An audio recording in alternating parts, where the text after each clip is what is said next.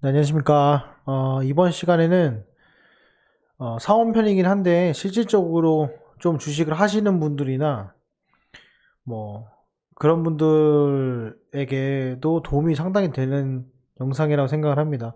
그러니까 저는 뭐 제가 그렇게 겸손하거나 이런 편은 아닙니다. 평소에. 근데 이 주식만 하면은 겸손해지더라고요. 왜냐면 거만했다가 당황했던 경우가 한두 번이 아니었기 때문에 더 그런 것 같습니다. 제가 이거를 영상을 올리게 된 이유는 최근에 이제 지인이 주식을 사려면 어떻게 사야 되는지 모르는 거예요. 그래서 예를 들면 삼성전자 주식을 사려면은 뭐 삼성전자에 가서 뭐 요청을 해야 되냐 아니면은 뭐 금융 그 거래소에 가서 해야 되냐 뭐 이렇게 물어보시는 분들도 있고, 또 주식을 사는 거에 대한 정확하게 어떻게 어떤 프로세스로 사는지도 모르고 있고, 그래가지고 가장 황당했던 일 중에 하나는 어, 제 아는 분이 네이버를 샀는데 최근에 배당이 들어왔대요. 그래서 이제 배당이 들어왔으니까 팔아야겠다 이렇게 말을 하더라고요. 그러니까 즉 기준일도 모르고 배당락도 모르고 아무것도 모르신 분이었던 거예요. 근데 그분이 주식을 거의 2년 넘게 하신 분이 그런 말을 하셨습니다. 그러니까 지금 여기 지금 저를 구독하시는 분들도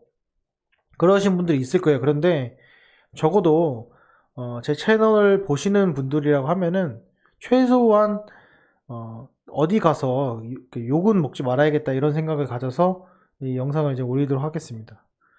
자, 제목은 이제 주식은 뭐야? 주식에 대한 내용을 전혀 모르시는 분, 그리고 주식을 사는 법의 A부터 Z까지 그 프로세스에 대한 내용을 설명을 드리는데, 이게 진짜로 본인이 주식 매매를 하는데 아주 큰 도움이 되실 겁니다. 베이스가 되실 거예요. 그래서 앞으로 좀 설명을 드릴 테니까 잘 들으시고, 그리고 이걸 보시고 많은 분들에게 좀 처음 이제 주식을 접하시는 분들에게 많이 알려주셨으면 좋겠습니다.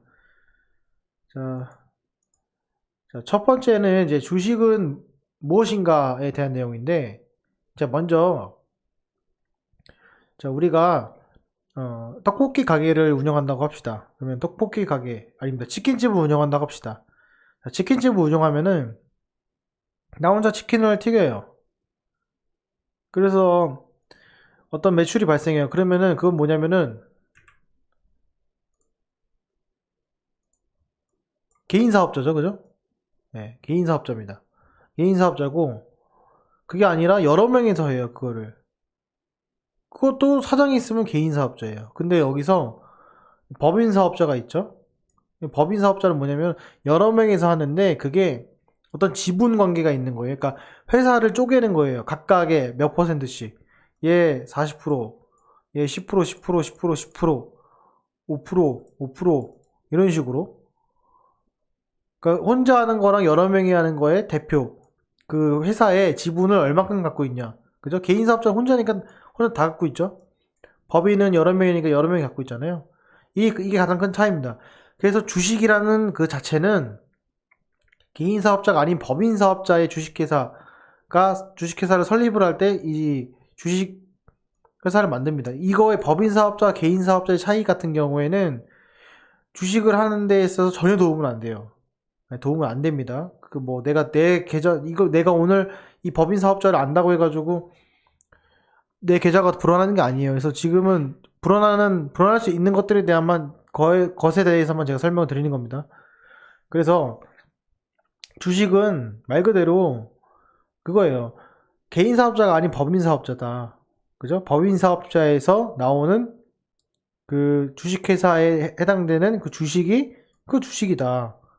그죠? 그리고 또 하나는 뭐냐면 그 법인 사업자에서, 그죠?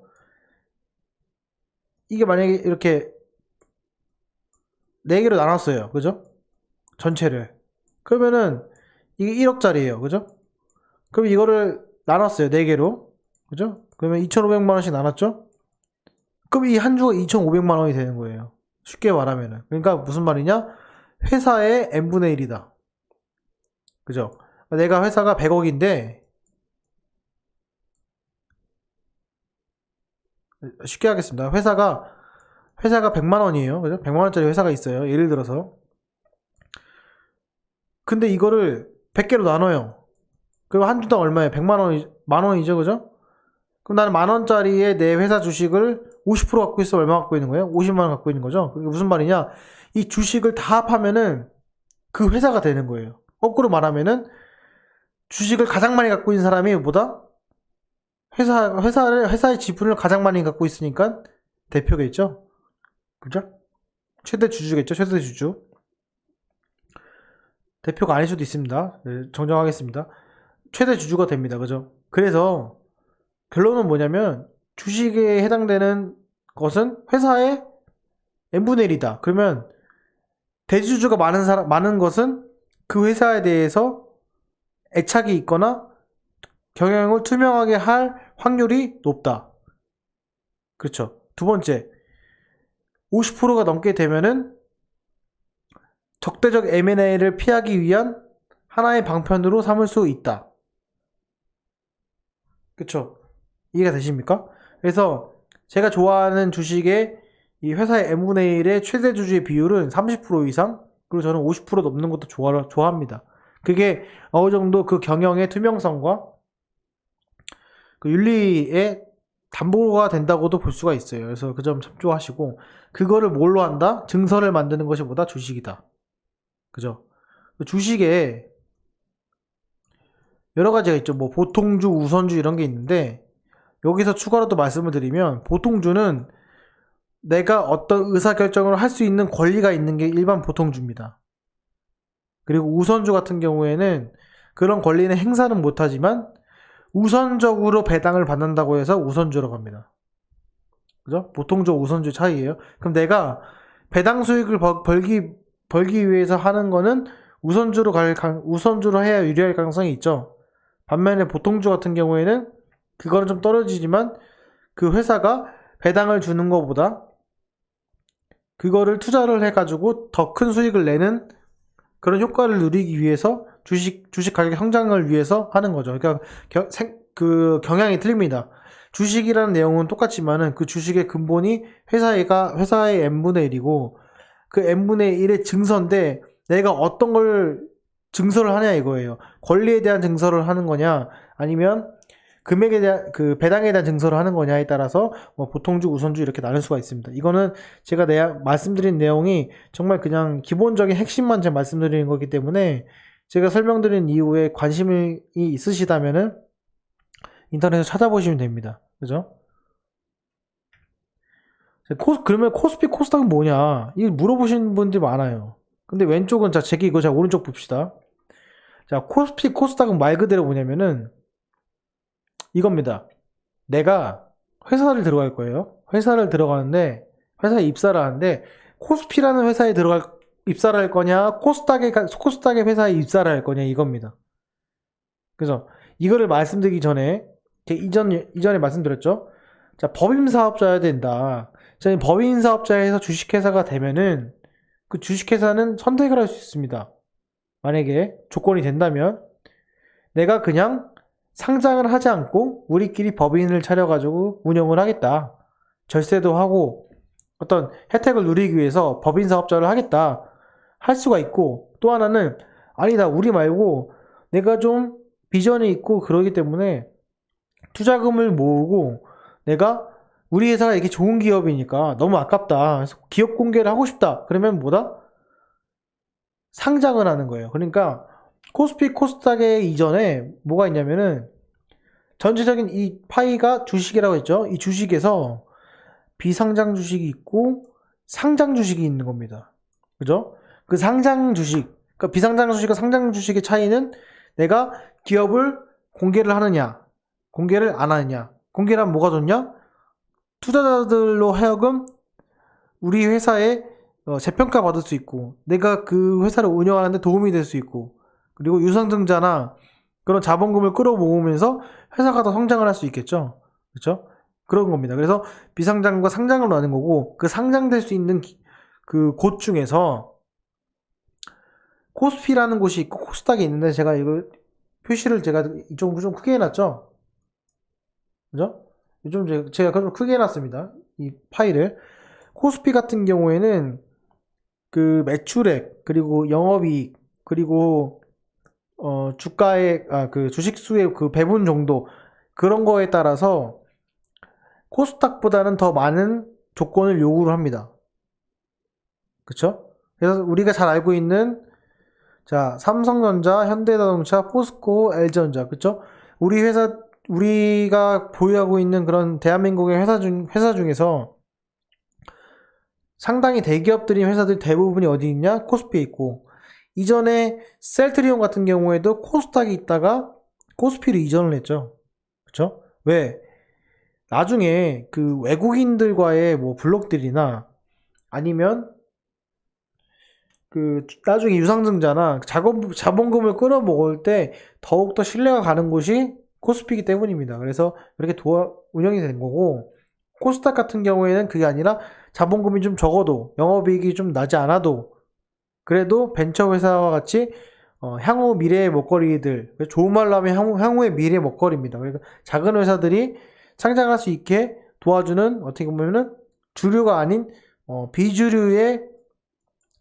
비주류의 그런 상장할 수 있는 그런 곳이라고 보시면 돼요. 사이트가 그죠? 두 개로 나눠져 있습니다. 그래서 코스닥 같은 경우에는 보통 벤처기업 중심이죠. 그래서 1996년도에 개설했고 유가증권은 1959년입니다. 그래서 여기는 다우지수, 여기는 나스닥 지수 이렇게 보시면 돼요. 그래서 이렇게 구분이 돼 있다.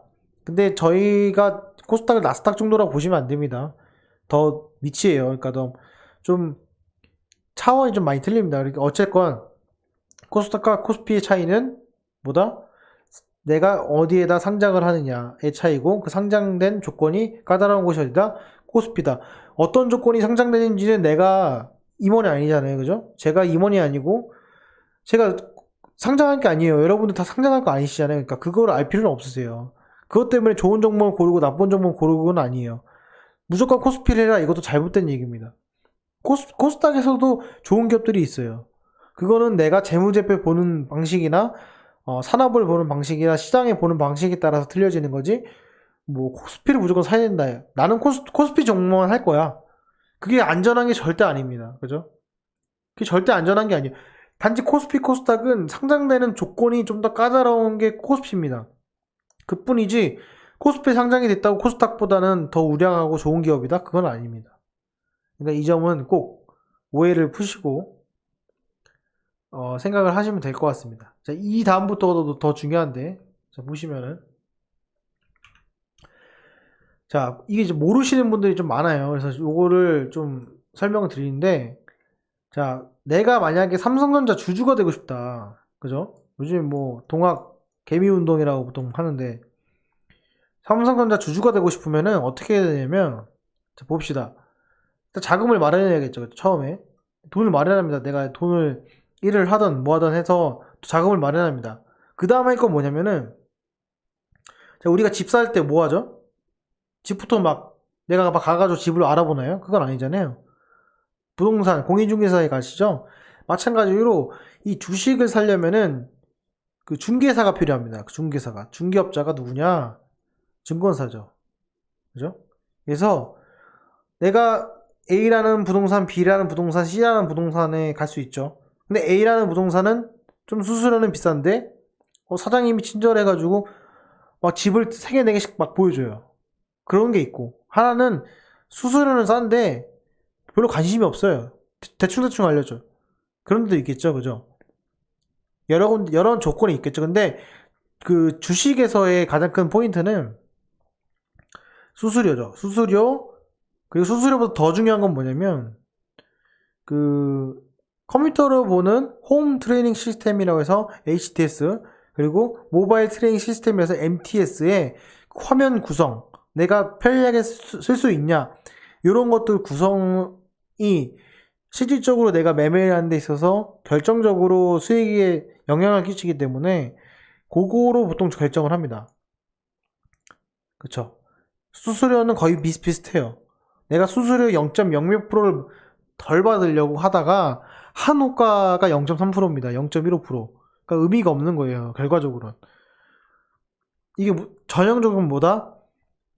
그냥 못하는 사람이 장비 탓하는 거랑 똑같은 거예요. 근데 이제 그거보다 중요한 거는 HTS랑 MTS다 이러고, 증권 계산을 어떻게 하시냐면은 증권사가 쫙 있거든요. 요즘엔 다 비대면으로 해요. 옛날엔 비대면이 안 됐어요. 근데 비대면으로도 할 수 있고 대면으로 할 수 있습니다. 그쵸? 그래서 거기에 맞는 증권사를 선택을 하시고, 어떤 증권사가 좋아요? 자, 마찬가지입니다. 어느 부동산이 좋아요? 랑 똑같은 거예요. 그쵸? 똑같은 질문을 하시는 겁니다. 그러니까 밑에 제가 말씀드린 요 내용 참조하셔가지고 하시면 될 것 같습니다.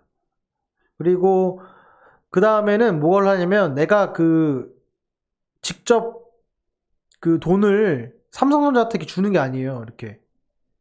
그죠? 증권계좌를 만들었으면은 은행계좌가 있고 증권계좌가 있겠죠? 그러면은 은행계좌에다가 증권계좌로 돈을 넣습니다.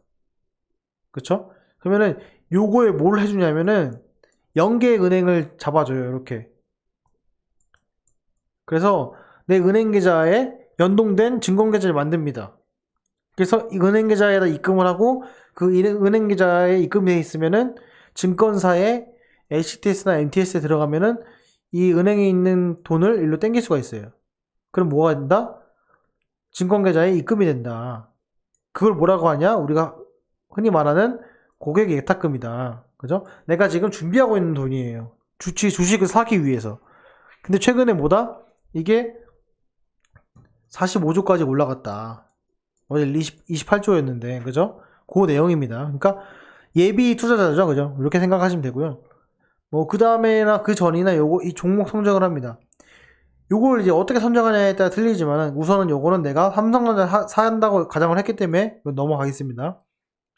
그 다음에 이제 사야 되죠? 어떻게 사야 되냐면, 아까 말씀드린 HTS, MTS 전화 매수가 있습니다. 근데 대부분의 이제 40대는 요즘에 안 그러실 거예요. 근데 한 50대, 60대의 나이가 좀 있으신 분들은 이거를 안 쓰세요. HTS, MTS를.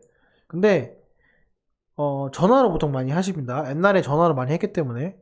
근데 이거는 수수료를 보통 보면은 0.3%에서 많게는 0.5%까지 수수료를 뗍니다.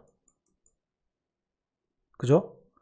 그러면은 0.3%를 떼면은 뭐냐면은 이 수수료가 살 때도 떼고 팔 때도 떼거든요.